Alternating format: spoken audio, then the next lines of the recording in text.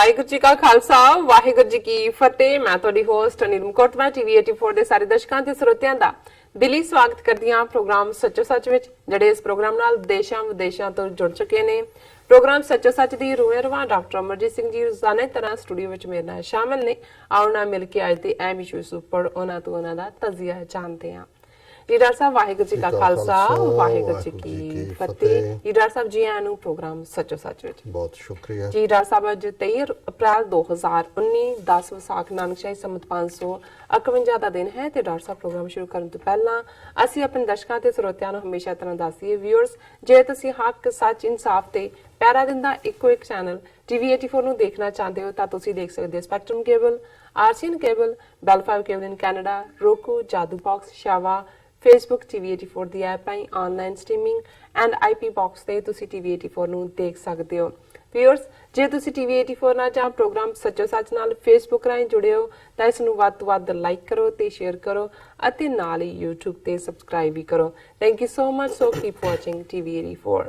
ਜੀ ਡਾਕਟਰ ਸਾਹਿਬ ਪ੍ਰੋਗਰਾਮ ਸ਼ੁਰੂ ਕਰਦੇ ਹਾਂ ਅੱਜ ਦੇ ਪਹਿਲੇ ਅਹਿਮ ਇਸ਼ੂ ਦੇ ਨਾਲ। ਜੀ ਡਾਕਟਰ ਸਾਹਿਬ ਕੀ ਕਹਿਣਾ ਚਾਹੋਗੇ? ਦੇਖੋ, ਕੱਲ ਜਿਹੜਾ ਅਸੀਂ ਪਹਿਲਾ ਸੈਗਮੈਂਟ ਓਪਨਿੰਗ ਸ਼੍ਰੀਲੰਕਾ ਦੀ ਟ੍ਰੈਜਡੀ ਜੀ, ਜਿਸ 'ਚ 300 ਤੋਂ ਜ਼ਿਆਦਾ ਬੇਗੁਨਾਹ ਲੋਕ ਮਾਰੇ ਗਏ ਨੇ, ਸੈਂਕੜਿਆਂ ਹੋਰ 600-700 ਜ਼ਖਮੀ ਨੇ, 1000 ਤੋਂ ਜ਼ਿਆਦਾ ਟੋਟਲ ਕੈਜੂਅਲਟੀਜ਼ ਇਸ 'ਚ ਨਜ਼ਰ ਆ ਰਹੀਆਂ ਜੀ। ਉਸ ਨੂੰ ਸਾਡੇ ਦਰਸ਼ਕਾਂ ਵੱਲੋਂ ਪਸੰਦ ਵੀ ਕੀਤਾ ਗਿਆ, ਕਾਰਨ ਕਿਉਂਕਿ ਜਦੋਂ ਚਾਰ ਚੁਫੇਰੇ ਸਾਰੇ ਮੀਡੀਆ ਦੇ ਵਿੱਚ ਜੋ ਸਰਕਾਰੀ ਜਾਂ ਏਜੰਸੀਆਂ ਦੀ ਵਰਜ਼ਨ ਹੁੰਦੀ ਹੈ, ਖਾਸ ਤੌਰ ਤੇ ਸਾਊਥ ਏਸ਼ੀਅਨ ਮੀਡੀਆ 'ਚ ਔਰ ਇੰਡੀਅਨ ਮੀਡੀਆ 'ਚ ਇਨ ਪਾਰਟਿਕੂਲਰ, ਔਰ ਬਾਕੀ ਵੀ ਮੱਖੀ ਤੇ ਮੱਖੀ ਮਾਰਦੇ ਨੇ, ਤੇ ਉਸ ਸਾਰੇ ਨੈਰੇਟਿਵ ਤੋਂ ਜਿਹੜਾ ਕਿ ਦਿੱਤਾ ਜਾ ਰਿਹਾ ਹੁੰਦਾ ਹੈ ਬਿਨਾਂ ਕਨਫਰਮ ਕੀਤੇ, ਬਿਨਾਂ ਇਨਵੈਸਟੀਗੇਟ ਕੀਤੇ,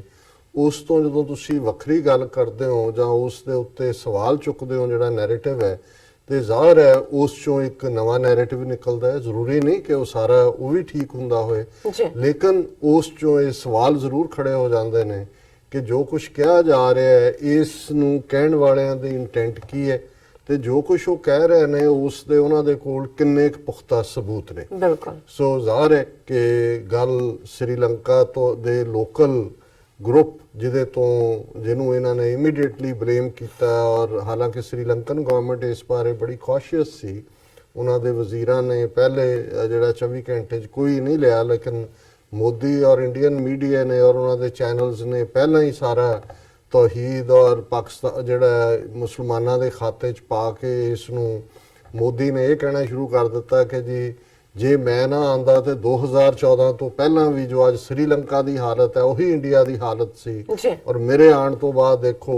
ਕਿਵੇਂ ਜਿਹੜੀ ਹੈ ਸਿਚੁਏਸ਼ਨ, ਕੋਈ ਇਸ ਕਿਸਮ ਦਾ ਨਹੀਂ ਹੋਇਆ। ਤੇ ਜੇ ਪਾਕਿਸਤਾਨ ਨੇ ਪੁਲਵਾਮਾ ਕੀਤਾ ਤੇ ਅਸੀਂ ਉਹਨਾਂ ਦੇ ਘਰ 'ਚ ਵੜ ਕੇ ਉਹਨਾਂ ਨੂੰ ਕੁੱਟਿਆ, ਇਮੀਡੀਏਟਲੀ ਉਸ ਨੇ ਇਹ ਰਾਗ ਅਲਾਪਣਾ ਸ਼ੁਰੂ ਕਰ ਦਿੱਤਾ ਸੀ। ਸੋ ਜ਼ਾਹਰ ਹੈ ਕਿ ਅਸੀਂ ਜਿਹੜਾ ਪਰਸਪੈਕਟਿਵ ਖਾਸ ਤੌਰ ਤੇ ਕਿਵੇਂ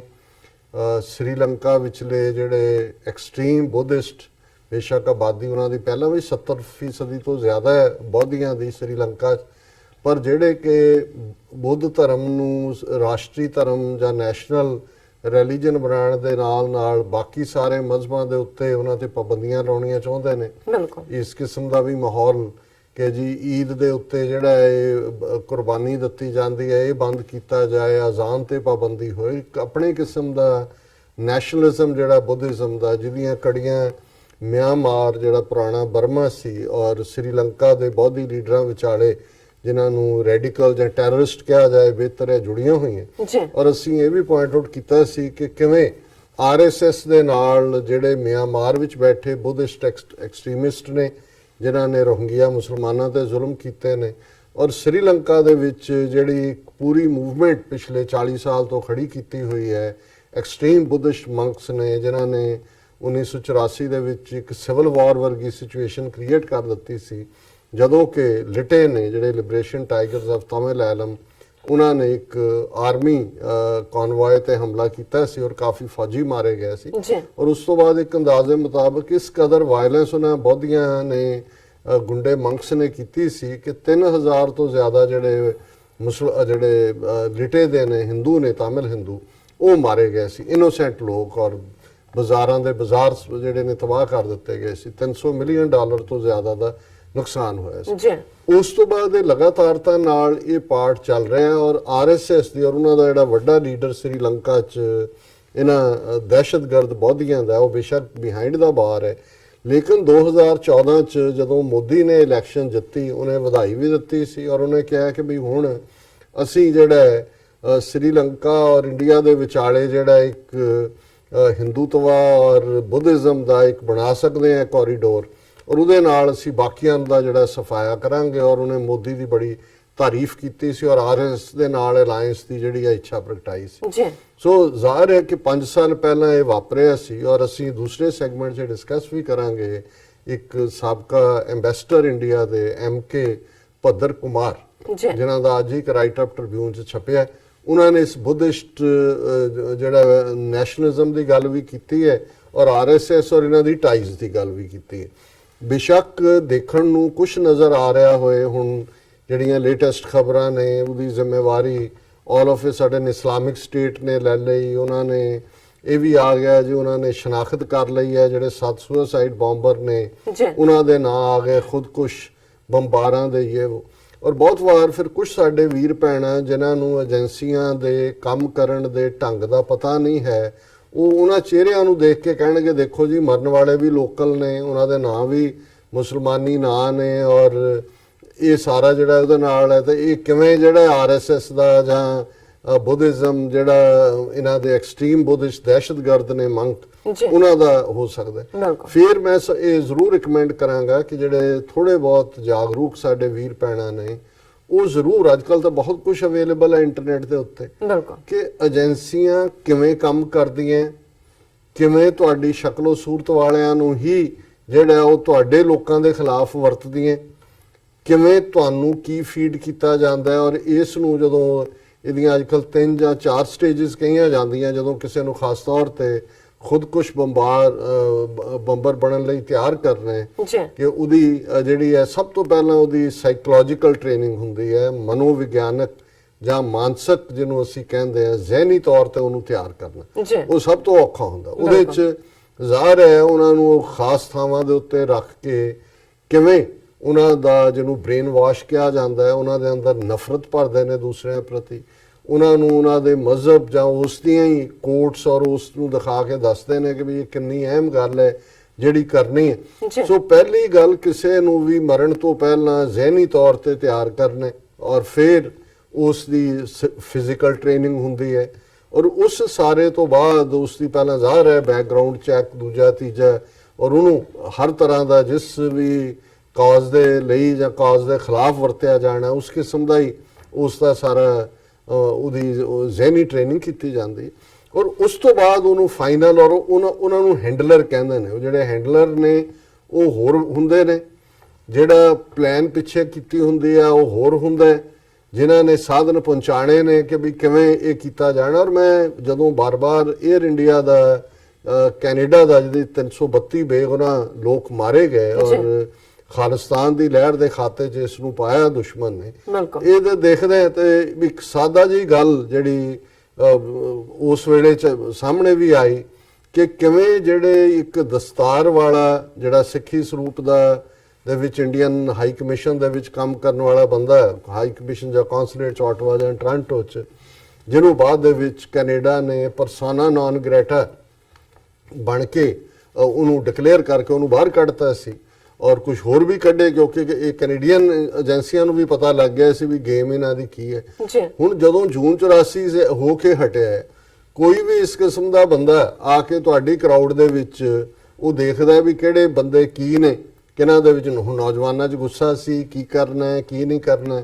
ਉਹ ਆ ਕੇ ਉਹਨਾਂ ਨੂੰ ਕਹਿੰਦਾ ਕਿ ਦੇਖੋ ਕੁਝ ਸਿਲੈਕਟ ਨੂੰ ਕਿ ਮੈਂ ਵੀ ਸਿੱਖ ਹਾਂ ਪਰ ਮੇਰੀ ਮਜਬੂਰੀ ਹੈ, ਮੈਂ ਨੌਕਰੀ 'ਚ ਔਰ ਇਹ ਜਿਹੜਾ ਜੋ ਹੋਇਆ ਇਹਨੇ ਬਹੁਤ ਮਾੜਾ ਕੀਤਾ ਇੰਦਰਾ ਨੇ। ਔਰ ਇਹ ਸਾਨੂੰ ਹੁਣ ਸਿੱਖਾਂ ਨੂੰ ਜਿਹੜਾ ਸੋਚਣਾ ਚਾਹੀਦਾ ਹੈ ਵੀ ਮੈਂ ਵੀ ਤੁਹਾਨੂੰ ਆਪਣੀਆਂ ਸੇਵਾਵਾਂ ਦੇਣ ਨੂੰ ਤਿਆਰ ਹਾਂ, ਆਪਾਂ ਇਵੇਂ ਕਰ ਸਕਦੇ। ਮੈਂ ਇੱਕ ਦੇ ਰਿਹਾ ਕਿ ਇਸ ਕਿਸਮ ਦਾ ਜਿਹੜਾ ਉਹ ਫਲੋਟ ਹੁੰਦੀ ਹੈ ਗੱਲ। ਹੁਣ ਜ਼ਾਹਿਰ ਹੈ ਕਿ ਜਿਹੜੇ ਜਜ਼ਬਾਤੀ ਕਿਸਮ ਦੇ ਨੇ ਉਹ ਉਹਨੂੰ ਜੈਨੂਇਨਲੀ ਮੰਨਣਗੇ, ਜਿਹੜੇ ਚਿਹਰੇ ਸਾਹਮਣੇ ਵਰਤੇ ਗਏ ਉਸ ਸਾਰੇ ਦੇ ਵਿੱਚ ਉਹ ਵੀ ਜ਼ਾਹਰਾ ਤੌਰ ਤੇ ਕਿਸੇ ਨੂੰ ਕਹਿ ਦਿੱਤਾ ਕਿ ਤੂੰ ਆਹ ਕਰਨਾ ਹੈ, ਤੂੰ ਉਹ ਟਾਸਕ ਲੈਣੀ ਹੈ, ਤੂੰ ਇਹ ਕਰਨੀ ਹੈ। ਹੁਣ ਔਰ ਉਹਦੀ ਜਿਹੜੀ ਜਦੋਂ ਕੋਈ ਬੰਦਾ ਕਰ ਰਿਹਾ ਹੁੰਦਾ ਹੈ, ਕਰਨ ਵਾਲੇ ਤਾਂ ਇਹ ਸਮਝਦੇ ਨੇ ਜੀ ਅਸੀਂ ਆਪਣੇ ਕਾਜ਼ ਲਈ ਕਰ ਰਹੇ ਹਾਂ, ਜੀ ਲੇਕਿਨ ਇਹ ਪਲਾਟ ਕਿੱਥੋਂ ਹੋਇਆ ਹੈ, ਗੱਲ ਕਿਨੇ ਪਲਾਨ ਕੀਤੀ ਔਰ ਉਹਦਾ ਅਲਟੀਮੇਟ ਫਾਇਦਾ ਕਿਹਨੂੰ ਹੁੰਦਾ ਹੈ, ਇਹ ਕਾਮਨ ਬੰਦਾ ਹੈ ਜਾਂ ਵਿਚਕਾਰ ਜਾਂ ਈਵਨ ਕੁਝ ਮਾਮਲੇ ਜਿਹੜੇ ਨੇ ਹੈਂਡਲਰ ਟਾਈਪ ਵੀ ਉਹਨਾਂ ਨੂੰ ਵੀ ਪਤਾ ਨਹੀਂ ਹੁੰਦਾ, ਵੱਡੀ ਗੇਮ ਹੁੰਦੀ ਔਰ ਉਹ ਕਦੇ ਵੀ ਪਿਕਚਰ 'ਚ ਨਹੀਂ ਆਉਂਦੇ। ਉਹ ਪਲਾਨ ਕਿਤੇ ਬਣਦੀ ਹੈ, ਤਿਆਰੀ ਕਿਤੇ ਹੁੰਦੀ ਹੈ, ਬੰਦੇ ਕਿਤੇੋਂ ਚੁੱਕੇ ਜਾਂਦੇ ਨੇ, ਉਹਨਾਂ ਨੂੰ ਡੈਸਟੀਨੇਸ਼ਨ ਕੋਈ ਦਿੱਤੀ ਜਾਂਦੀ ਹੈ, ਨਿਸ਼ਾਨਾ ਕੋਈ ਦਿੱਤਾ ਜਾਂਦਾ ਹੈ ਔਰ ਕਵਰ ਅਪ ਦੀ ਲਾਈਨ। ਸੋ ਇਸ ਪਲਾਟ ਨੂੰ ਜਦੋਂ ਤੁਸੀਂ ਦੇਖਦੇ ਹੋ ਤਾਂ ਫਿਰ ਕੋਈ ਇਸ ਗੱਲ ਦਾ ਭੁਲੇਖਾ ਨਹੀਂ ਹੋਣਾ ਚਾਹੀਦਾ ਕਿ ਵਿਦਨ ਪਾਕਿਸਤਾਨ ਜੇ ਰਾਹ ਆਪਰੇਟਿਵ ਜਿਹੜੇ ਨੇ ਉਹ ਪਿਸ਼ਾਵਰ ਦੇ ਵਿੱਚ ਜਾਂ ਇਲਾਕਾ ਗੈਰ ਜਾਂ ਖੈਬਰ ਪਖਤੂਨਖਵਾ 'ਚ ਜਾਂ ਬਲੋਚਿਸਤਾਨ ਜਾਂ ਦੂਸਰਿਆਂ ਦੇ ਵਿੱਚ ਦਹਿਸ਼ਤਗਰਦੀ ਹਮਲੇ ਕਰਦੇ ਨੇ, ਉਹਦੇ ਲਈ ਉਹੀ ਜਿਹੜੇ ਮੁਸਲਮਾਨੀ ਚਿਹਰੇ ਜਾਂ ਉਹਨਾਂ ਉੱਥੋਂ ਦੇ ਸਿਟੀਜ਼ਨ ਵਰਤੇ ਜਾਂਦੇ ਨੇ ਜਾਂ ਹੁੰਦਾ ਤੇ ਇਹ ਕਿਵੇਂ ਹੁੰਦਾ ਹੈ ਨੈਟਵਰਕ? ਇਹ ਤਾਂ ਕਦੀ ਕਦਾਈ ਹੁੰਦਾ ਕੋਈ ਕੁਲਭੂਸ਼ਣ ਯਾਦਵ ਕਾਬੂ ਆ ਜਾਏ, ਨਹੀਂ ਤਾਂ ਬਹੁਤ ਵਾਰ ਤੁਹਾਡੇ ਨੈਟਵਰਕ 'ਚੋਂ ਹੀ ਖੜੇ ਕੀਤੇ ਹੁੰਦੇ। ਇਸੇ ਤਰ੍ਹਾਂ ਜਦੋਂ ਅਸੀਂ ਸ੍ਰੀਲੰਕਾ ਦੇ ਵਿੱਚ ਜੋ ਵਾਪਰਿਆ ਔਰ ਜੋ ਰੋਹਿੰਗਿਆ ਦੇ ਮਾਮਲੇ 'ਚ ਜਿਵੇਂ ਇਹ ਉਹਨਾਂ ਦੀ ਮਿਆਂਮਾਰ ਗਵਰਨਮੈਂਟ ਦੇ ਨਾਲ ਖੜੇ ਨੇ, ਇਸ ਸਾਰੇ ਦੀ ਗੱਲ ਕਰਦੇ ਤੇ ਮੈਨੂੰ ਕੋਈ ਆਇਓਟਾ ਆਫ ਡਾਊਟ ਨਹੀਂ ਹੈ ਕਿ ਆਰਐਸਐਸ ਸਿਰਫ ਵਿਦਨ ਇੰਡੀਆ ਜਿਹੜੀ ਹੈ ਉਹ ਐਕਟਿਵ ਦਹਿਸ਼ਤਗਰਦ ਜਥੇਬੰਦੀ ਨਹੀਂ ਹੈ ਔਰ ਇਸ ਦਾ ਜਿਹੜਾ ਪੈਨ ਇੰਡੀਆ ਇਸ ਵੇਲੇ ਉਹਦੇ 'ਚ ਗਵਾਂਢੀ ਦੇਸ਼ ਸਰਟਨਲੀ ਔਰ ਜੇ ਕੈਨੇਡਾ ਤੱਕ ਉਹਨਾਂ ਨੇ ਪਹੁੰਚ ਕੀਤੀ, ਜਰਮਨ ਦੇ ਵਿੱਚ ਅਸੀਂ ਦੇਖਦੇ ਹਾਂ ਕਿ ਕਿਵੇਂ ਤੀਸਰੀ ਜਿਹੜੀ ਹੈ ਉਹ ਉਹਨੂੰ ਇੰਡਾਈਕਟ ਕੀਤਾ ਕਪਲ ਨੂੰ ਜਿਹੜਾ ਕਿ ਜਸੂਸੀ ਕਰ ਰਿਹਾ ਗੁਰਦੁਆਰਿਆਂ ਦੇ ਵਿੱਚ ਖਾਲਿਸਤਾਨੀ ਲਹਿਰ ਵਾਲਿਆਂ ਤੇ ਕਸ਼ਮੀਰੀਆਂ ਦੇ ਉੱਤੇ। ਸੋ ਹੋਰ ਕੀ ਸਬੂਤ ਚਾਹੀਦੇ ਹੁੰਦੇ ਨੇ ਕਿ ਅਲਟੀਮੇਟਲੀ ਜਿਵੇਂ ਇਹਦੀ ਟਾਈਮਿੰਗ, ਜਿਵੇਂ ਇਸ ਨੂੰ ਵੇਚਿਆ ਗਿਆ ਔਰ ਜਿਸ ਅੰਦਾਜ਼ ਦੇ ਵਿੱਚ ਹੁਣ ਇਹ ਸਾਰਾ ਆਉਣ ਵਾਲੇ ਦਿਨਾਂ ਦੇ ਵਿੱਚ ਅਨਫੋਲਡ ਹੋਏਗਾ, ਕੋਈ ਆਇਓਟਾ ਆਫ ਡਾਊਟ ਨਹੀਂ ਹੈ ਕਿ ਵੀ ਇਹ ਇਸ ਦੀਆਂ ਜੜ੍ਹਾਂ ਕਿੱਥੇ ਨੇ, ਕੌਣ ਇਸ ਦੇ ਬਿਹਾਈਂਡ ਹੈ। ਔਰ ਸੈਕੰਡ ਸੈਗਮੈਂਟ 'ਚ ਅਸੀਂ ਡਿਸਕਸ ਕਰਾਂਗੇ ਭੱਦਰ ਕੁਮਾਰ ਨੇ ਜਿਹੜਾ ਇਹ ਕਨੈਕਸ਼ਨ ਬੁੱਧਿਸਟ ਜਿਹੜੇ ਦਹਿਸ਼ਤਗਰਦ ਗਰੁੱਪ ਹੈ ਵੱਡਾ ਔਰ ਆਰਐਸਐਸ ਇਹਨਾਂ ਦੇ ਵਿਚਾਲੇ ਕੀ ਕਨੈਕਸ਼ਨ ਹੈ ਇਹਦੀ ਗੱਲ ਕਰਾਂਗੇ। ਪਰ ਮੈਂ ਇਹ ਜ਼ਰੂਰੀ ਸਮਝਦਾ ਸੀ ਕਿ ਇਸ ਪਾਰਟ ਨੂੰ ਜ਼ਰੂਰ ਡਿਸਕਸ ਕੀਤੇ ਬਜਾਏ ਕਿ ਅਸੀਂ ਵੀ ਉਸ ਬਲਾਈਂਡਲੀ ਉਸ ਗੱਲ ਕਰਨ ਨੂੰ ਜੇ ਅਲ ਕਾਇਦਾ ਨੇ ਕਰਤਾ ਜੀ, ਇਸਲਾਮਿਕ ਸਟੇਟ ਨੇ ਕਰਤਾ ਜੀ, ਜਾਂ ਤਾਂ ਫਿਰ ਤੁਸੀਂ ਦੋਨੋਂ ਪਾਸਿਆਂ ਜੋ ਇੱਕ ਬਿਲੀਵ ਕਰੋ। ਇੱਕ ਪਾਸੇ ਪ੍ਰੈਜ਼ੀਡੈਂਟ ਡੋਨਲਡ ਟਰੰਪ ਤੋਂ ਲੈ ਕੇ ਸਾਰੇ ਕਹਿੰਦੇ ਨੇ ਜੇ ਅਸੀਂ ਉਹਨਾਂ ਦੀ ਇਸਲਾਮਿਕ ਸਟੇਟ ਦਾ ਲੱਕ ਤੋੜ ਦਿੱਤਾ ਹੈ, ਅਸੀਂ ਸੀਰੀਆ 'ਚੋਂ ਫੌਜ ਵੀ ਵਾਪਸ ਕੱਢ ਰਹੇ ਹਾਂ, ਵਾਪਸ ਕੁਰਦਾਂ ਨੇ ਆਹ ਵੀ ਲੈ ਲਿਆ ਉਹ ਵੀ ਲੈ ਲਿਆ, ਜਾਂ ਤਾਂ ਇਹ ਕਹੋ ਵੀ ਖਤਮ ਹੋ ਗਿਆ, ਅਦਰਵਾਈਜ਼ ਉੱਥੇ ਕਿਵੇਂ ਪਹੁੰਚ ਗਏ ਹੋ, ਤੇ ਜਾਂ ਇਹ ਕਹੋ ਵੀ ਪਹਿਲਾ ਝੂਠ ਹੈ ਜਾਂ ਦੂਜਾ ਝੂਠ ਹੈ, ਤੇ ਜਾਂ ਇਸ ਸਾਰੇ ਨੂੰ ਜਾਰੀ ਰੱਖਣਾ ਕਿਤੇ ਨਾ ਕਿਤੇ ਇਹ ਤੁਹਾਡੇ ਹਿੱਤ 'ਚ ਹੈ ਪੱਛਮੀ ਤਾਕਤਾਂ ਦੇ, ਕਿਉਂਕਿ ਉਹ ਉਸ ਦੇ ਨਾਲ ਜਿੱਥੇ ਉਹ ਆਪਣੀ ਮਨਮਰਜ਼ੀ ਦਾ ਪਾਰਟ ਕੱਢਦੇ ਨੇ ਉੱਥੇ ਉਹਦੇ ਨਾਲ ਹੀ ਜਿਹੜਾ ਉਹਨਾਂ ਨੂੰ ਇਹ ਸੂਟ ਕਰਦਾ ਹੈ ਲਗਾਤਾਰਤਾ ਨਾਲ। ਜੇ ਅਸੀਂ ਟਰੰਪ ਦਾ ਦੇਖੀਏ, ਉਹਨੇ ਜੇ ਆਪਣੀ ਸੈਕੰਡ ਟਰਮ ਕੱਢਣੀ ਹੈ ਤੇ ਉਹੀ ਦਹਿਸ਼ਤਗਰਦੀ, ਉਹੀ ਇਮੀਗ੍ਰੇਸ਼ਨ, ਉਹੀ ਇਸਲਾਮੋਫੋਬੀਆ, ਉਹੀ ਜ਼ੀਨੋਫੋਬੀਆ, ਉਹੀ ਗੱਲਾਂ ਉਹ ਬੈਠਾ ਕਰਦਾ। ਟਵੀਟ ਦੇ ਵਿੱਚ 300 ਲਿਖਣ ਨਾਲੋਂ ਮਰਿਆਂ ਦੇ 300 ਮਿਲੀਅਨ ਲਿਖਿਆ ਹੋਇਆ ਉਹਨੇ, ਸੁੱਤਾ ਉੱਠਿਆ ਹੋਣਾ। ਔਰ ਇਸੇ ਤਰ੍ਹਾਂ ਮੋਦੀ ਉਹਨਾਂ ਨੂੰ ਵੀ ਸੂਟ ਕਰਦਾ ਹੈ। ਕਹੀ ਜਾਓ ਕਿ ਜੀ ਇਹ ਦਹਿਸ਼ਤਗਰਦੀ ਅਸੀਂ ਜਿਹੜੀ ਆ ਉਹ ਕੰਟਰੋਲ ਕਰਤੀ ਔਰ ਅਸੀਂ ਅਦਰਵਾਈਜ਼ ਅਸੀਂ ਕਿਹੜਾ ਨਿਊਕਲੀਅਰ ਜਿਹੜੇ ਨੇ ਉਹ ਦੀਵਾਲੀ ਲਈ ਥੋੜੇ ਰੱਖੇ ਹੋਏ ਨੇ, ਜਿਵੇਂ ਇਹਨੇ ਇਰਰਿਸਪੌਂਸਿਬਲੀ ਇਹ ਗੱਲ ਕੀਤੀ। ਸੋ ਕੁੱਲ ਮਿਲਾ ਕੇ ਇਸ ਸਾਰੇ ਚੋਂ ਅਸੀਂ ਇਹ ਸਮਝਦੇ ਹਾਂ ਕਿ ਜਿਹੜਾ ਪਾਰਟ ਮੋਦੀ ਕਿਆਂ ਦੀ ਨੀਤੀ ਔਰ ਜਿਸ ਕਿਸਮ ਦਾ ਚੱਲ ਰਿਹਾ ਹੈ, ਅਜੇ ਫਾਈਨਲ ਇਲੈਕਸ਼ਨ ਮੁੱਕਣ ਤੱਕ 4 ਹਫ਼ਤੇ ਦਾ ਪੀਰੀਅਡ ਹੈਗਾ ਔਰ ਸੈਕੰਡ ਫੇਜ਼ ਉਹਦਾ ਖਤਮ ਹੋਇਆ। ਔਰ ਅੱਜ ਹੀ ਮੈਂ ਦੇਖ ਰਿਹਾ ਸੀ ਸਰ ਸਿਮਰਨਜੀਤ ਸਿੰਘ ਮਾਨ, ਜਿਨ੍ਹਾਂ ਬਾਰੇ ਮੈਂ ਸਮਝਦਾ ਹਾਂ ਕਿ ਬੇਸ਼ੱਕ ਜਿਸ ਕਿਸਮ ਦਾ ਮਾਹੌਲ ਪੰਜਾਬ ਦੇ ਵਿੱਚ ਅੱਜ ਪੈਸੇ ਔਰ ਉਹ ਸਾਰੇ ਹਿੰਦੂਤਵਾ ਔਰ ਸੋ ਕਾਲਡ ਪੈਟਰੀਓਟਿਜ਼ਮ ਦੇ ਨਾਂ ਥੱਲੇ ਹੈ, ਚੋਣ ਇੱਕ ਪ੍ਰੋਸੈਸ ਉੱਤੇ ਇੱਕ ਗੰਦੀ ਗੇਮ ਹੈ। ਇੱਕ ਇਮਾਨਦਾਰ ਔਰ ਇੱਕ ਜਿਹੜਾ ਕੌਮੀ ਘਰ ਲਈ ਕਮਿਟਡ ਬੰਦਾ ਜਾਂ ਪਾਰਟੀ ਹੈ, ਉਹਦੇ ਲਈ ਕੋਈ ਈਜ਼ੀ ਵਾਕ ਨਹੀਂ ਹੈ, ਉਹ ਪਹਿਲਾਂ ਵੀ ਨਹੀਂ ਸੀ ਬਿਲਕੁਲ। ਔਰ ਲੇਕਿਨ ਫਿਰ ਵੀ ਉਹਨਾਂ ਨੇ ਆਪਣਾ ਜਿਹੜਾ ਉਹ ਰੱਖਿਆ ਹੋਇਆ ਜਾਰੀ ਸੰਘਰਸ਼। ਔਰ ਮੈਂ ਅੱਜ ਹੀ ਕਿਤੇ ਪੜ੍ਹ ਰਿਹਾ ਸੀ, ਇੱਕ ਕਿਸੇ ਸੱਜਣ ਨੇ ਪੋਸਟ ਪਾਈ, ਉਹਨੇ ਪੁਰਾਣਾ 2-3 ਸਾਲ ਪਹਿਲੀ ਜਾਂ 4-5 ਸਾਲ ਪਹਿਲਾਂ ਜਦੋਂ ਮਾਨ ਸਾਹਿਬ ਆਏ, ਸ਼ਾਇਦ ਇਸ ਤੋਂ ਵੀ ਜ਼ਿਆਦਾ ਵਕਤ ਹੋ ਗਿਆ ਹੁਣ ਤਾਂ ਕਾਫੀ ਦੇਰ ਤੋਂ ਅਮਰੀਕਾ 'ਚ ਨਹੀਂ ਆਏ, ਉਹ ਕਹਿੰਦੇ ਅਸੀਂ ਫਰੈਜ਼ਨੋ ਜਾ ਰਹੇ ਸੀ ਔਰ ਰਾਹ ਦੇ ਵਿੱਚ ਉਦੋਂ ਭਾਈ ਕੁਲਬੀਰ ਸਿੰਘ ਬੜਾ ਪਿੰਡ ਉਹਨਾਂ ਦੀ ਐਕਸਟ੍ਰੈਡੀਸ਼ਨ ਦਾ ਕੇਸ ਚੱਲ ਰਿਹਾ ਸੀ, ਉਹਦੇ 'ਚ ਉਹਨਾਂ ਦੀ ਟੈਸਟੀਮਨੀ ਸੀ ਜੀ ਤੇ ਉਹ ਕਹਿੰਦਾ ਵੀ ਮੈਂ ਮਾਨ ਸਾਹਿਬ ਨੂੰ ਕਿਹਾ ਕਿ ਮਾਨ ਸਾਹਿਬ ਤੁਸੀਂ ਆਪਣੀ ਨੌਕਰੀ ਛੱਡੀ ਇੱਧਰ ਲੱਗੇ ਹੋਏ ਹੋ, ਜਿਨ੍ਹਾਂ ਦੇ ਲਈ ਲੱਗੇ ਹੋ ਪੰਜਾਬ 'ਚ ਤਾਂ ਬਹੁਤੇ ਤੁਹਾਨੂੰ ਵੋਟ ਨਹੀਂ ਪਾਉਂਦੇ ਹੈ ਜੀ, ਉਹਨਾਂ ਨੂੰ ਸਿੱਖਾਂ ਨੂੰ ਇਹ ਲੱਗਦਾ ਨਹੀਂ ਕਿ ਵੀ ਅਜੇ ਸ਼ਾਇਦ ਖਾਲਿਸਤਾਨ ਉਹਨਾਂ ਨੂੰ ਚਾਹੀਦਾ ਤੇ ਤੁਸੀਂ ਕਿਉਂ ਲੱਗੇ ਹੋਏ ਹੋ। ਬਿਲਕੁਲ। ਤੇ ਉਹ ਕਹਿੰਦੇ ਵੀ ਉਹਨਾਂ ਨੇ ਬੜੇ ਸਹਿਜ ਦੇ ਵਿੱਚ ਜਵਾਬ ਦਿੱਤਾ ਹੈ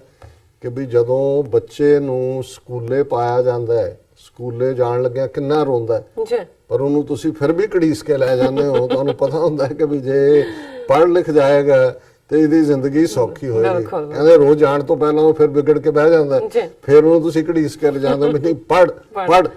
ਸੋ ਕਹਿੰਦੇ ਵੀ ਇਸੇ ਤਰ੍ਹਾਂ ਜਿਹੜੇ ਇੱਕ ਤਬਕੇ ਨੂੰ ਸਮਝ ਨਹੀਂ ਆ ਰਿਹਾ ਵੀ ਖਾਲਿਸਤਾਨ ਕਿਉਂ ਜ਼ਰੂਰੀ ਹੈ, ਅਸੀਂ ਉਸ ਨਿਆਣੇ ਨੂੰ ਜਦੋਂ ਜ਼ਬਰਦਸਤੀ ਸਕੂਲੇ ਲਿਜਾਇਆ ਜਾਂਦਾ ਅਸੀਂ ਉਹਨੂੰ ਸਕੂਲੇ ਲਿਜਾ ਰਹੇ। ਸੋ ਮੈਂ ਸਮਝਦਾ ਹਾਂ ਕਿ ਵੀ ਔਰ ਉਹਨਾਂ 'ਚ ਕਿਉਂਕਿ ਉਹਨਾਂ ਦੀ IPS ਸਨ 15-16 ਸਾਲ, ਜਦੋਂ ਉਹਨਾਂ ਨੇ ਜੂਨ 84 ਦੇ ਹਮਲੇ ਤੋਂ ਬਾਅਦ ਪ੍ਰੋਟੈਸਟ 'ਚ ਰਿਜ਼ਾਈਨ ਕੀਤਾ, ਉਹਨਾਂ ਦੀ ਇੱਕ ਸਟੇਟਮੈਂਟ ਅੱਜ ਮੇਰੀਆਂ ਨਜ਼ਰਾਂ 'ਚੋਂ ਗੁਜ਼ਰੀ ਔਰ ਉਹਨਾਂ ਨੇ ਮੋਦੀ ਨੂੰ, ਜਿਹੜੀ ਮੋਦੀ ਦੀ ਖਾਸ ਤੌਰ ਤੇ ਸਟੇਟਮੈਂਟ ਕਿ ਜੀ ਅਸੀਂ ਨਿਊਕਲੀਅਰ ਜਿਹੜਾ ਉਹ ਕੋਈ ਦੀਵਾਲੀ ਲਈ ਥੋੜੀ ਰੱਖਿਆ ਹੋਇਆ ਜੀ, ਔਰ ਦੂਸਰਾ ਉਸ ਦਾ ਕਿ ਜੀ 2014 ਤੋਂ ਪਹਿਲਾਂ ਇਹੀ ਹਾਲ ਸੀ ਇੰਡੀਆ ਦਾ ਜੋ ਅੱਜ ਸ੍ਰੀਲੰਕਾ 'ਚ ਹੈ। ਉਹਨਾਂ ਨੇ ਇਹਨਾਂ ਦੋਨਾਂ ਮੁੱਦਿਆਂ ਨੂੰ ਬਣਾ ਕੇ ਇਹ ਗੱਲ ਹਾਈਲਾਈਟ ਕੀਤੀ ਹੈ ਕਿ ਵੀ ਇਹ ਜਿਸ ਡਾਇਰੈਕਸ਼ਨ 'ਚ ਬੰਦਾ ਜਾ ਰਿਹਾ, ਪਹਿਲਾਂ ਤਾਂ ਉਹਨਾਂ ਨੇ ਉਹਨੂੰ ਚੈਲੰਜ ਕੀਤਾ ਹੈ ਕਿ ਤੂੰ 2014 ਤੋਂ ਪਹਿਲਾਂ ਤੂੰ ਏਡਾ ਵੱਡਾ ਦਹਿਸ਼ਤਗਰਦ, ਤੂੰ ਮੁਸਲਮਾਨਾਂ ਦਾ ਕੀ ਕੀਤਾ 2002 'ਚ ਗੁਜਰਾਤ, ਔਰ ਕਿਵੇਂ 60,000 ਤੋਂ ਜ਼ਿਆਦਾ ਸਿੱਖ ਕਿਸਾਨਾਂ ਨੂੰ ਜਿਹੜੇ ਗੁਜਰਾਤ ਦੇ ਵਿੱਚ 1960ਵਿਆਂ 'ਚ ਲਾਲ ਬਹਾਦਰ ਸ਼ਾਸਤਰੀ ਵੱਲੋਂ ਵਸਾਏ ਗਏ ਸੀ ਕੱਛ ਬਾਰਡਰ ਦੇ ਉੱਤੇ, ਪੰਜਾਬ ਹਰਿਆਣਾ ਤੋਂ ਜ਼ਿਆਦਾ ਸਿੱਖ ਨੇ ਉਹਦੇ 'ਚ, ਔਰ ਉਹਨਾਂ ਨੇ ਉਹ ਰੇਤਲੀ ਜ਼ਮੀਨ ਨੂੰ ਅੱਜ ਉਹ ਕਾਟਨ ਦੀ ਜਿਹੜੀ ਸਭ ਤੋਂ ਵੱਡੀ ਮੰਡੀ ਬਣਾਇਆ ਔਰ 50 ਸਾਲ ਬਾਅਦ ਉਹਨਾਂ ਨੂੰ ਕਿਵੇਂ ਬੇਜ਼ਮੀਨੇ ਕੀਤਾ ਔਰ ਇਹਦੇ ਚੀਫ ਮਿਨਿਸਟਰ ਹੁੰਦੇ ਆਏ ਨੇ ਕਿਵੇਂ ਉਹਨਾਂ ਦੇ ਉੱਤੇ ਜਿਹੜਾ ਹਮਲੇ ਕਰਵਾਏ ਔਰ ਪੂਰਾ ਉਹਨਾਂ ਨੂੰ ਅਜੇ ਵੀ ਕੇਸ ਗੁਜਰਾਤ ਸਰਕਾਰ ਜਿਹੜੀ ਹੈ ਉਹ ਸੁਪਰੀਮ ਕੋਰਟ 'ਚ ਲੈ ਕੇ ਗਈ ਹੋਈ ਹੈ, ਭਾਵੇਂ ਸਿੱਖਾਂ ਨੇ ਜਾਂ ਕਿਸਾਨਾਂ ਨੇ, ਪੰਜਾਬੀ ਕਿਸਾਨਾਂ ਨੇ, ਥੋੜੇ ਬਹੁਤ ਉਹਨਾਂ 'ਚ ਹਰਿਆਣਵੀ ਜਾਟ ਵੀ ਨੇ, ਉਹ ਕੇਸ ਗੁਜਰਾਤ ਹਾਈ ਕੋਰਟ ਜਿੱਤਿਆ। ਸੋ ਮੈਨੂੰ ਲੱਗਾ ਕਿ ਵੀ ਇਹ ਜਿਹੜੀ, ਕਿਉਂਕਿ ਮਾਨ ਸਾਹਿਬ ਨਿਊਕਲੀਅਰ ਮੁੱਦੇ ਦੀ ਸੀਰੀਅਸਨੈਸ ਨੂੰ ਸਮਝਦੇ ਨੇ, ਜਦੋਂ 1998 'ਚ ਨਿਊਕਲੀਅਰ ਧਮਾਕੇ ਇੰਡੀਆ ਪਾਕਿਸਤਾਨ ਦੋਨਾਂ ਨੇ ਕੀਤੇ, ਸੋ ਜ਼ਾਹਰ ਹੈ ਕਿ ਅਸੀਂ ਇਸ ਦੇ ਉੱਤੇ ਜਿਹੜੀ ਸਿੱਖ ਪੋਜੀਸ਼ਨ ਰਹੀ ਹੈ ਕਿ ਇਹ ਅਲਟੀਮੇਟਲੀ ਕੋਈ ਵੀ ਟਕਰਾਅ ਜਿਹੜਾ ਭਾਰਤ ਪਾਕਿਸਤਾਨ ਦਾ ਉਹ ਰਵਾਇਤੀ ਹਥਿਆਰਾਂ ਦੇ ਨਾਲ ਨਹੀਂ ਹੋਏਗਾ, ਇਨ ਦਾ ਐਂਡ ਉਹ ਨਿਊਕਲੀਅਰ 'ਚ ਐਂਡ ਹੋਏਗਾ। ਸੋ ਉਸ ਮੁੱਦੇ ਦੇ ਉੱਤੇ ਵੀ ਉਹਨਾਂ ਦੀ ਪਾਰਟੀ ਨੇ, ਸ਼੍ਰੋਮਣੀ ਅਕਾਲੀ ਦਲ ਅੰਮ੍ਰਿਤਸਰ ਨੇ ਪ੍ਰੋਟੈਸਟ ਵੀ ਕੀਤੇ। ਵੇਲੇ ਉਹ ਜਦੋਂ ਵੀ ਇਸ ਮੁੱਦੇ ਦੇ ਉੱਤੇ ਕੋਈ ਵੀ ਆਂਦਾ ਹੈ, ਸਭ ਤੋਂ ਪਹਿਲੀ ਆਵਾਜ਼ ਉਹਨਾਂ ਦੀ ਹੁੰਦੀ ਹੈ ਔਰ ਇਹ ਉਹਨਾਂ ਦੀ ਸਟੇਟਮੈਂਟ ਮੈਂ ਚਾਹੁੰਦਾ ਹਾਂ ਵੀ TV 84 ਦੇ ਦਰਸ਼ਕਾਂ ਨਾਲ ਮੈਂ ਸਾਂਝੀ ਕਰਾਂ। ਉਹਨਾਂ ਨੇ ਇਹਦਾ ਹੈ ਕਿ ਵੀ Shiromani Akali Dal Amritsar states premier Narendra Modi is wrong in stating that prior to 2014 the situation in this theocratic Hindu-Indian state, वो बिल्कुल क्लियर रहे कि बिल्कुल हिंदू स्टेट बन चुकी है, was the same as Sri Lanka where more than 300 Christians have been slaughtered in a terrorist attack just the other day. That was sad. उन्होंने कहा दुख दी गल है कि 300 तो ज़्यादा ईसाई मारे गए हैं, पर मोदी का ये कहना गलत है कि भारत ਦੇ ਵਿੱਚ ਇਹੋ ਜਿਹੀ ਸਥਿਤੀ 2014 ਤੋਂ ਪਹਿਲਾਂ ਸੀ। Premier Modi must remember and recall that when he was Chief Minister of Gujarat in 2002, he had over 2,000 innocent Muslims massacred in cold blood by his RSS goons and scallywags। ਕਿ ਜਦੋਂ ਇਹ ਮੁੱਖ ਮੰਤਰੀ ਸੀ ਮੋਦੀ 2002 ਚ, ਇਹਨੇ ਆਪਣੇ RSS ਦੇ ਗੁੰਡਿਆਂ ਤੋਂ ਜਿਹੜਾ 2000 ਤੋਂ ਜ਼ਿਆਦਾ ਮੁਸਲਮਾਨਾਂ ਦਾ ਖੂਨ ਕਰਵਾਇਆ। What was worse was that during this massacre, Muslim women were raped by his goons and those gory scenes videographed for posterity। ਵੀ ਇਸ ਤੋਂ ਵੀ ਬਦਤਰ ਸੀ ਕਿ ਉਹਨਾਂ RSS ਦੇ ਗੁੰਡਿਆਂ ਨੇ ਮੁਸਲਮਾਨ ਔਰਤਾਂ ਦੇ ਨਾਲ ਜਬਰ ਜਨਾਹ ਕੀਤਾ ਔਰ ਉਸ ਜਬਰ ਜਨਾਹ ਦੀਆਂ ਵੀਡੀਓ ਫਿਲਮ ਜਿਹੜੀਆਂ ਨੇ ਉਹ ਅੱਜ ਵੀ ਮੌਜੂਦ ਨੇ ਔਰ ਆਉਣ ਵਾਲੀਆਂ ਪੀੜ੍ਹੀਆਂ ਦੇ ਲਈ, ਨਸਲਾਂ ਦੇ ਲਈ ਵੀ ਉਹ ਸਬੂਤ ਹੈ ਕਿ ਕੀ ਮੁਸਲਮਾਨਾਂ ਦੇ ਨਾਲ ਹੋਇਆ। In the same capacity as Chief Minister of Gujarat, Mr. Modi in 2013 had the legitimately held farmlands of 60,000 Sikh farmers confiscated, rendering them landless and homeless। ਕਿ 2013 ਦੇ ਵਿੱਚ ਮੋਦੀ ਨੇ 60,000 ਤੋਂ ਜ਼ਿਆਦਾ ਸਿੱਖ ਕਿਸਾਨਾਂ ਦੀਆਂ ਜ਼ਮੀਨਾਂ ਦੇ ਉੱਤੇ ਜਿਹੜੇ ਕਿ ਕਾਨੂੰਨੀ ਤੌਰ ਦੇ ਉੱਤੇ ਉੱਥੇ ਕਾਬਜ਼ ਸਨ ਉਹਨਾਂ ਨੂੰ ਖੋਇਆ ਔਰ ਉਹਨਾਂ ਨੂੰ ਬੇਘਰੇ ਔਰ ਬੇਜ਼ਮੀਨੇ ਕੀਤਾ। All these crimes of Mr. Modi have been committed with impunity. Now presently he as a caretaker prime minister is threatening Islamic Pakistan to use his nuclear arsenal against the Muslim country that would create havoc in the Sikhs and Punjabi inhabited territories, Punjab, Haryana, Himachal Pradesh, Union Territory, Chandigarh, Rajasthan, Jammu and Kashmir, Leh, Ladakh, Kutch and Gujarat। उन्होंने कहा भी मोदी ने ये जो कतलेआम और जो ये सारे जुल्म किए कोई जवाबदेही नहीं और हुण वो प्राइम मिनिस्टर केयर टेकर होने के नाते पाकिस्तान नूं न्यूक्लीयर हथियारां दे वरतों की धमकी दे रहा और ये नाल जो फिर क्रिएट होणगे हालात उहदे सिख और पंजाबी क्योंकि कोई भी न्यूक्लीयर जिहड़ी टकरा है उहदे च उन्होंने जिहड़े सारे इलाके पंजाब हरियाणा हिमाचल चंडीगढ़ राजस्थान जम्मू कश्मीर लेह लद्दाख कच्छ इन्हां दे विच मुकम्मल तबाही होएगी। Apart from this, he is glorifying Hindu terrorists like Sadhvi Pragya Thakur, whom he has given the BJP RSS ticket to contest the parliamentary poll from Bhopal। कि भी इस तो इलावा ਜਿਹੜੀ ਦਹਿਸ਼ਤਗਰਦ ਸਾਧਵੀ ਪ੍ਰਗਿਆ ਉਹਨੂੰ ਮੋਦੀ ਜਿਹੜਾ ਉਹ ਡਿਫੈਂਡ ਕਰ ਰਿਹਾ ਹੈ ਉਹਨੂੰ ਚਮਕਾ ਰਿਹਾ ਹੈ ਰਾਦਰ ਔਰ ਇਹ ਜਿਹੜਾ ਉਹਨੂੰ ਬੀਜੇਪੀ ਨੇ ਜਿਹੜੀ ਇਹ ਟਿਕਟ ਦਿੱਤੀ ਹੈ ਭੋਪਾਲ ਤੋਂ। ਹਾਲਾਂਕਿ ਹੁਣ ਇਸ ਦੇ ਉੱਤੇ ਕਾਫੀ ਰੌਲਾ ਪਿਆ ਹੋਇਆ ਹੈ। ਅੱਜ ਹੀ ਈਵਨ ਜਿਹਨੇ ਖੁਦ ਪੰਜਾਬ ਦੇ ਵਿੱਚ ਐਨਕਾਊਂਟਰ ਬਣਾਏ ਜੂਲੀਅਸ ਰਿਬੈਰੋ ਉਹਦਾ ਇੱਕ ਆਰਟੀਕਲ ਰਾਈਟ ਅਪ ਵੀ ਆਇਆ ਹੈ ਔਰ ਕਿ ਉਹਦੇ 'ਚ ਉਹਨੇ ਕਿਹਾ ਵੀ ਕਿਵੇਂ ਕਾਰਕਰੇ ਇੰਨਾ ਵੱਡਾ ਸ਼ਹੀਦ ਔਰ ਉਹਨੂੰ ਇਹ ਸਾਧਵੀ ਜਿਹੜੀ ਹੈ ਕਹਿ ਰਹੀ ਮੈਂ ਸਰਾਫ ਦੇ ਦਿੱਤਾ ਵੀ ਇਹਦੀ ਕੁੱਲ ਨਾਸ ਹੋਏ ਔਰ ਇਹ ਕੀਤਾ। ਇਸੇ ਤਰ੍ਹਾਂ ਜਿਹੜਾ ਪੰਜਾਬ ਦਾ ਵੀ ਡੀਜੀਪੀ ਰਿਹਾ ਇਹਦਾ ਅਮਰਿੰਦਰ ਦਾ ਯਾਰ ਡੀਜੀਪੀ ਵਿਰਕ ਮਹਾਰਾਸ਼ਟਰ 'ਚ ਵੀ ਸੀ ਉਹਦਾ ਵੀ ਇੱਕ ਆਰਟੀਕਲ ਔਰ ਉਹਦੇ ਨਾਲ ਇੱਕ ਹੋਰ ਸਾਬਕਾ ਬੀਬੀ ਹੈ ਡੀਜੀਪੀ ਰਿਟਾਇਰ ਉਹਨਾਂ ਦਾ ਆਰਟੀਕਲ ਵੀ ਛਪਿਆ ਡਿਫਰੈਂਟ ਨਿਊਜ਼ਪੇਪਰਸ ਦੇ ਵਿੱਚ। ਉਹਦੇ 'ਚ ਉਹਨਾਂ ਨੇ ਕਿਹਾ ਕਿ ਵੀ ਹਿਮੰਤ ਕਾਰਕਰੇ ਵਰਗਾ ਬੰਦਾ ਉਹ ਬੀਬੀ ਦਾ ਮੈਂ ਅੱਜ ਦੇ ਰਵੀਸ਼ ਕੁਮਾਰ ਨੇ ਵੀ ਉਹਨੂੰ ਇੰਟਰਵਿਊ ਕੀਤਾ NDTV ਲਈ। ਉਹਨੇ ਕਿਹਾ ਵੀ ਮੈਂ ਕਦੇ 30 ਸਾਲ ਮੈਂ ਕੋਈ ਉਹਦੇ ਨਾਲ ਕੋਈ ਇੱਕ ਦਿਨ ਦੇ ਨਹੀਂ 20 ਸਾਲ ਦੀ ਵੀ ਇੰਨਾ ਡਿਵਾਊਟ ਡੈਡੀਕੇਟਡ ਇਮਾਨਦਾਰ ਬੰਦਾ ਉਹਨੇ ਆਪਣੀ ਡਿਊਟੀ 'ਚ ਆਪਣੀ ਜਾਨ ਦਿੱਤੀ ਹੈ ਔਰ ਉਹਨੂੰ ਇਹ ਜਿਹੜਾ ਸਾਰਾ RSS ਔਰ ਵੀ ਇਨਕਲੂਡਿੰਗ ਸੁਬਰਾਮਨੀਅਮ ਸਵਾਮੀ ਉਹ ਵੀ ਕਹਿ ਰਿਹਾ ਜੀ ਸਾਧਵੀ ਪ੍ਰਗਿਆ ਠੀਕ ਹੈ ਹਿਮੰਤ ਕਾਰਕਰੇ ਸ਼ਹੀਦ ਹੋਏਗਾ ਪਰ ਜੋ ਸਾਧਵੀ ਪ੍ਰਗਿਆ ਦੇ ਨਾਲ ਟੌਰਚਰ ਜਾਂ ਦੂਜਾ ਹੋਇਆ ਉਹ ਨਹੀਂ ਉਹ ਭੁੱਲ ਸਕਦੇ ਔਰ ਕ੍ਰਿਮੀਨਲ ਹੈ 8-9 ਸਾਲ ਜੇਲ੍ਹ 'ਚ ਹੁਣ ਵੀ ਹੈਲਥ ਗਰਾਊਂਡ ਤੇ ਬਾਹਰ ਆਈ ਹੋਈ ਹੈ। ਸੋ ਹੁਣ ਗੱਲ ਇਹ ਹੈ ਕਿ ਜਿਹੜਾ ਮੋਦੀ ਖੁਦ ਦਹਿਸ਼ਤਗਰਦ ਹੈ ਇਸ ਕਿਸਮ ਦੀ ਦਹਿਸ਼ਤਗਰਦ ਔਰਤ ਸਾਧਵੀ ਪ੍ਰਗਿਆ ਨੂੰ ਭੋਪਾਲ ਤੋਂ ਜਿਹੜੀ ਹੈ ਬੀਜੇਪੀ ਦੀ ਕੈਂਡੀਡੇਟ ਜਿਹੜੀ ਕਿ ਜ਼ਮਾਨਤ ਤੇ ਆਈ ਹੋਈ ਹੈ ਹੈਲਥ ਗਰਾਊਂਡ ਤੇ ਦਿੰਦੇ ਆ ਇਹਨਾਂ ਨੂੰ ਕਿਹੜਾ ਹੱਕ ਹੈ ਇਹ ਕਹਿ ਰਿਹਾ ਜੀ ਦਹਿਸ਼ਤਗਰਦੀ ਬਹੁਤ ਵੱਡਾ ਖਤਰਾ ਹੈ ਜੀ ਦੁਨੀਆ ਰਲ ਕੇ ਹੁਣ ਦਹਿਸ਼ਤਗਰਦੀ ਦੇ ਖਿਲਾਫ ਦੇਖੋ ਜੀ ਸ੍ਰੀਲੰਕਾ 'ਚ ਵੀ ਜਿਹੜਾ ਹੈ ਉਹ ਇਸਲਾਮਿਕ ਦਹਿਸ਼ਤਗਰਦਾਂ ਨੇ ਕੀ ਕਰਤਾ RSS ਕਰ ਰਿਹਾ ਜੀ ਆ ਗਿਆ ਜੀ ਇਸਲਾਮਿਕ ਸਟੇਟ ਸਾਡੀਆਂ ਬਰੂਹਾਂ ਤੇ ਆ ਗਏ ਜੀ। ਹੁਣ ਜ਼ਾਹਰ ਹੈ ਕਿ ਇਹ ਉਵੇਂ ਹੀ ਹੈ ਜਿਵੇਂ ਜਿਹੜਾ ਚੋਰ ਹੈ ਉਹ ਭੀੜ ਦੇ ਵਿੱਚ ਰਲ ਕੇ ਜਿਹੜੀ ਭੀੜ ਨੂੰ ਫੜਨ ਗਈ ਹੈ ਉਹ ਵੀ ਚੋਰ ਦਾ ਰੌਲਾ ਪਾ ਰਿਹਾ ਔਰ ਮਾਨ ਸਾਹਿਬ ਨੇ ਇਸ ਦੇ ਉੱਤੇ ਵੀ ਸਵਾਲ ਚੁੱਕਿਆ। We think as a caretaker prime minister he should call for peace and not take any decision that would endanger this country। कि भाई ये वो केयर टेकर है उनको पक्का नहीं है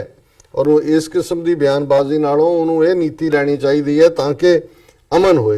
बिफोर हिम और ये उन्होंने बिल्कुल ठीक कंपैरिजन किया है before him Hitler Mussolini Tojo of Japan Indira Gandhi and Rajiv Gandhi were acting in the manner Premier Modi has adopted। They brought ruin to their respective countries। कि इस तो पहला मोदी तो जो करतूतां ਜਾਂ ਹਰਕਤਾਂ ਹਿਟਲਰ ਨੇ ਮਸੋਲਿਨੀ ਨੇ ਜਾਪਾਨ ਦੇ ਟੋਜੋ ਨੇ ਇੰਦਰਾ ਗਾਂਧੀ ਨੇ ਔਰ ਰਾਜੀਵ ਗਾਂਧੀ ਨੇ ਕੀਤੀਆਂ ਉਹਨਾਂ ਨੇ ਵੀ ਆਪਣੇ ਦੇਸ਼ਾਂ ਦੀ ਜਿਹੜੀ ਆ ਉਹ ਤਬਾਹੀ ਕਰਵਾਈ ਆਪਣੀਆਂ ਕਰਤੂਤਾਂ ਦੇ ਨਾਲ। ਔਰ ਅਖੀਰਲਾ ਪੈਰਾਗ੍ਰਾਫ ਹੈ